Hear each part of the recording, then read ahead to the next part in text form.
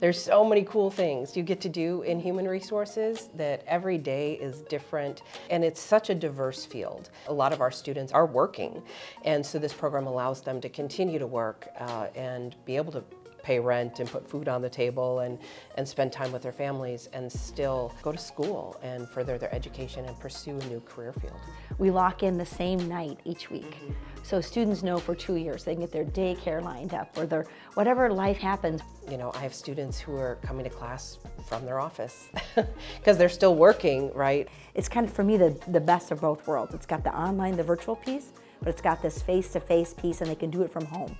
And they can build it into their lives, but they've got that safety net every week. When we're on a virtual environment, we really get to know each other in a different way because we are in each other's homes, we're in each other's offices, we're in each other's more personal spaces, and we get to know each other's sometimes kids, family members, pets, things like that.